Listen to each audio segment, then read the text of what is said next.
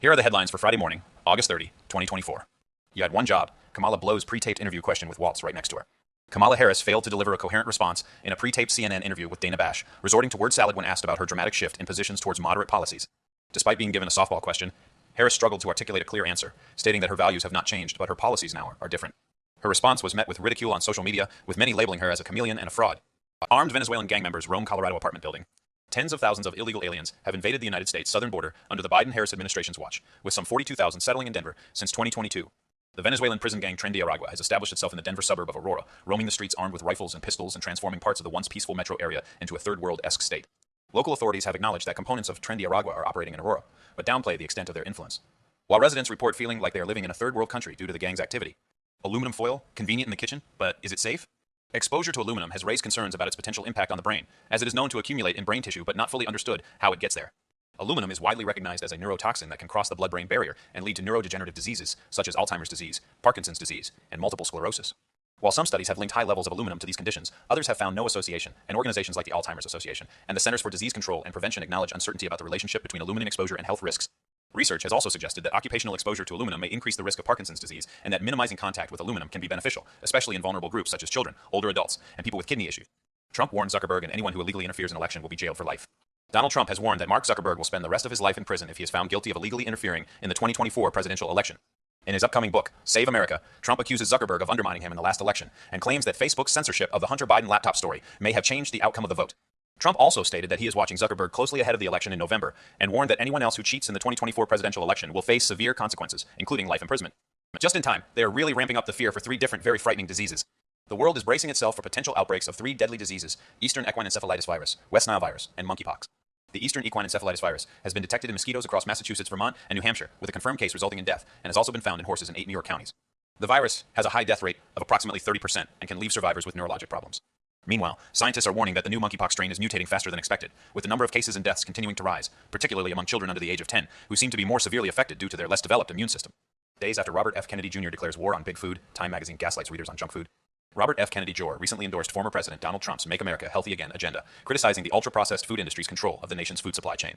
Shortly after, Time magazine published an article suggesting that ultra-processed foods may not be as bad as previously thought. The magazine's owner, Mark Benioff, is closely tied to the World Economic Forum and its agendas, which include resetting the food supply chain for sustainable reasons and implementing insect diets worldwide. Critics argue that this agenda promotes unhealthy eating habits and undermines small farms. Lawsuits pile up after company confirms Social Security numbers were hacked. A major data breach at National Public Data exposed the personal records of approximately 1.3 million Americans, including Social Security numbers, after an attempted hack by a third-party bad actor in December 2023. The breach was confirmed by the company in a letter to the Maine Attorney General's office and on its website, with several class action lawsuits filed against the firm since early August. The suits accuse National Public Data of negligence and a breach of fiduciary duty, with at least 2 websites set up to allow people to check if their data has been compromised. As Democrats decry artificial intelligence over ballot deadline, misinfo, 3 key battlegrounds may still omit Kamala. Top election officials from several states have criticized Elon Musk over his artificial intelligence chatbots claims that Vice President Kamala Harris would not be eligible to appear on the ballot in some states. However, conservative think tank the Heritage Foundation notes that 3 battleground states, Georgia, Wisconsin, and Nevada, may indeed bar Harris due to their ballot deadness. Its question is the ballot deadness daily. Very insolent performance. Ukrainian foreign minister's comments over Second World War Volhynia massacre spark outrage in Poland. The Ukrainian foreign minister, Dmytro Kuleba, sparked controversy during his visit to Poland when he deflected a question about exhuming the victims of the Volhynia massacre by referring to the Wisnia operation, where 140,000 Ukrainians and Lenkos were deported from southeastern Poland in 1947. Kuleba's remarks were met with strong disapproval in Poland, with some criticizing his lack of reciprocity and others calling for him to be barred from entering the country again. The Volhynia massacre remains a sensitive topic in Polish-Ukrainian relations, with approximately 100,000 Poles killed by Ukrainian nationalists between 1943 and 1945. Putin to visit International Criminal Court signatory country, but it won't arrest him. Russian President Vladimir Putin will visit Mongolia next week, marking the first time he will travel to a country that is a formal signatory of the Rome Statute, which governs the International Criminal Court. The court issued an arrest warrant for Putin in March on allegations of overseeing war crimes and human rights abuses in Ukraine. Mongolia has long been a close regional ally of Russia and has vocalized its neutrality on the question of the Ukraine war. The visit is at the invitation of Mongolian President Uzhnagian Krylzrek, and the 2 leaders will attend a ceremony commemorating the 1939 Soviet-Mongolian victory over Japan in the Battle of Khalkhin Gol. It's heating up in the Arctic. Russia and China have been acting boldly near American soil, particularly in the Arctic region, where they seek to control the area for transportation purposes without fear of United States intervention. The 2 countries aim to utilize the northern routes as a cost-cutting measure, bypassing the need to journey through South America. Russia has demonstrated its commitment to the Arctic by ramping up activity even during times of war in other parts of the world, such as Ukraine. China has also shown interest in the region, creating a new role for itself as a near-Arctic state and encouraging non-polar nations to take advantage of the Arctic. The United States Department of Defense has taken notice of these developments, adopting a monitor and respond technique to ensure that nothing significant happens in the Arctic without American knowledge. Which United States industries spend the most on lobbying? In the United States, companies, unions, trade associations, and other organizations spent a record $4.3 billion on lobbying activities in 2023, according to Open Secrets, a nonprofit research group tracking money in U.S. politics. The pharmaceuticals and health products industry was the biggest spender, investing a total of $382,600,000 towards lobbying. The top 10 industries that invested the most in lobbying spent over $2.9 billion combined, with big tech companies like Apple, Microsoft, and Oracle also ranking among the top spenders. Monkeypox, an ungaslighted reality check. The World Health Organization's declaration of the mpox outbreak in the Democratic Republic of Congo as an international emergency is being questioned due to the disease's relatively low death toll and risk compared to other health crises. The author argues that diverting resources from the DRC's major priorities could lead to more deaths than those caused by mpox itself, and suggests alternative solutions such as improving immune competence through nutrition and providing sanitation. Transparency in decision-making processes is also emphasized, particularly regarding the involvement of pharmaceutical companies that stand to gain financially from vaccination effort. Led by Generation X, 401k millionaires at Fidelity hit a new all-time high. A record number of Americans have become nominal millionaires, according to a report from Fidelity Investments. The company's analysis of over 48 million individual retirement accounts, 401k accounts, and 403b accounts found that the number of people with $1 million or more in their retirement accounts has reached an all-time high.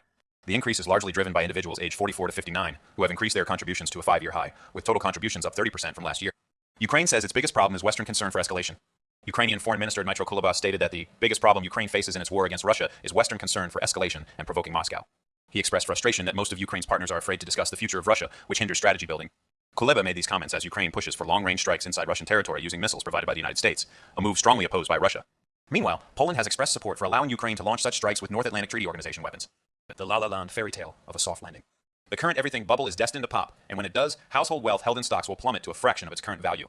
This is because all bubbles eventually pop. And the idea of a soft landing where asset prices remain high indefinitely is nothing more than a fairy tale. History has shown that strong fundamentals always return to their pre-bubble levels, wiping out any wealth created by the bubble. The Federal Reserve's attempts to prop up the market through interest rate cuts will ultimately prove futile, and when everyone finally exits the speculative casino, the wealth created by the bubble will be lost forever. Big Lots reportedly mulls bankruptcy amid consumer downturn. Big Lots, an Ohio-based home goods retailer with approximately 1,400 stores nationwide, is considering filing for bankruptcy due to a significant decline in sales over the past 2 years. The company has been affected by high inflation and interest rates, leading to reduced demand for discretionary purchases. Despite receiving a loan earlier this year to address liquidity issues, Big Lots has continued to struggle and is now seeking additional financing options to avoid Chapter 11 bankruptcy proceeding. Intel mulls foundry split and other options amid stock collapse. Intel is considering a major overhaul after its disastrous second quarter report led to plummeting sales, mounting layoffs, and the suspension of its dividend for the first time in decades. The chipmaker's management is scrambling for new strategies to rescue the company, with shares down 60% this year and currently at their lowest level since 2013. Bankers from Morgan Stanley and Goldman Sachs are advising Intel on several scenarios, including a potential split of its product design and manufacturing businesses, which could allow the production arm to increase business as a contract chipmaker and take on Taiwan Semiconductor Manufacturing Company. A board meeting in September is expected to discuss these options, with a decision possible before the end of the year. The United States ramps up military support for Kenyan operations in Haiti. The White House is increasing its support for the Kenyan operations in Haiti by sending an additional 24 armored vehicles to aid Nairobi's armed force in Port-au-Prince. The multinational security support mission will add these vehicles to its existing fleet of 10 United States-provided mine-resistant ambush-protected vehicles. This deployment is part of a larger effort orchestrated by the United States to support Haitian-led security efforts and restore power to a government set up by the White House following the assassination of President Jovenel Moise in 2021. Sarah Palin prevails in getting new defamation trial against the New York Times. Former Alaska Governor Sarah Palin has been granted a new trial in her defamation case against the New York Times and its former opinion editor James Bennett, according to an August 28 decision by the United States Court of Appeals for the Second Circuit. The ruling is based on several alleged significant errors during the original trial, including the exclusion of critical evidence, improper jury instructions, and a mid-deliberation ruling that allegedly undermined the jury's role. Palin filed a defamation lawsuit against the New York Times after it published an editorial in 2017 that linked her political action committee to a 2011 shooting that seriously injured then Representative Gabby Giffords of Arizona. Will artificial intelligence take over the world? Artificial intelligence is advancing rapidly, but it is not yet close to approaching human intelligence. While machines can process vast amounts of information quickly, they lack the ability to think creatively or make decisions in complex situations. James Rickards, who has studied artificial intelligence for years, believes that while it poses some dangers, such as being used as an instrument of tyranny, it is unlikely to take over the world anytime soon. Instead, he warns that people should be concerned about becoming like communist China, where surveillance technology and censorship are used to monitor citizens. China shuts down speculation that it has reached peak emissions. China's National Energy Administration has clarified that the country's carbon dioxide emissions have yet to peak due to its developing status and massive population. Despite being at the forefront of the energy transition, investing heavily in wind, solar, and electric vehicles, China remains one of the biggest emitters of carbon dioxide. To address this, Beijing is working to boost its share of zero-emission electricity sources, including plans to build 11 new nuclear reactors by 2030, which will add over 30 gigawatts in generation capacity. Israel agrees to phase pauses in Gaza, fighting to allow polio vaccination. Israel is set to pause its military campaign in Gaza for 3 days at a time to allow health workers to administer polio vaccinations to over 600,000 children in the area. The pauses will start in central Gaza and then move to southern and northern areas, depending on their success, with the United Nations and World Health Organization ready to conduct the mass vaccination campaign with over 2,000 health workers. Federal Reserve rate cuts won't fend off Washington's foul-up fiscal folly. The Federal Reserve's expected interest rate cuts of over 200 basis points will not significantly alter the rapidly climbing interest bill on government debt, which is projected to reach at least 60-year highs relative to tax revenues in the next few years. As a result, a rise in issuance and structurally higher longer-term yields are more likely to occur. The United States to help halt Chinese drug trafficking in Pacific nations. The United States has agreed to help combat illicit drug trafficking in the Pacific Islands, which have become a key node for the trade between China and the United States. Deputy Secretary of State Kurt Campbell announced that the U.S. is concerned about networks using the Pacific Islands as transit points for drugs bound for Latin America and the U.S. The move comes amid an opioid crisis and criticism of Chinese firms for their role in the global fentanyl supply chain, with island nations such as Fiji and Tonga seeing a rise in meth seizures this year. Futures rise ahead of Fed's favorite inflation print becomes futures rise ahead of Federal Reserve's favorite inflation print. European equities had a strong day, with the STOXX 600 closing just 0.03% beneath its all-time high from May. Tech stocks led the gains, and the advance was seen across the continent, with the DAX closing at an all-time high, and other indices including the FTSE 100 and the CIAC 40 posting gains. In Asia, overnight sentiment among investors continued positively, with gains across all major indices, including Japan's Nikkei and TOPIX, as well as China's Hang Seng, CSI 300, and Shanghai Comp. Unanimity in bullish views, this market reeks of complacency. Investors have increased their long equity positions, leaving them vulnerable to potential volatility this autumn. This positioning suggests that market participants are either confident the bull run will continue or feel pressured to join the rally after being underway earlier in the year. The result is a near unanimous bullish view, which can be precarious and lead to sudden bursts of volatility when the narrative shifts. Equities gain while dollar index and United States Treasuries hold flat ahead of United States personal consumption expenditures. European Union harmonized index of consumer prices cooled as expected, but services rises. Newsquawk United States market open. Newsquawk offers real-time audio news updates, including pre-market movers reports, market open podcasts, and trial subscriptions to its premium Squawk Box service for 7 days, providing users with up-to-date information on notable European, US, and Asia-Pacific headlines, as well as data recaps.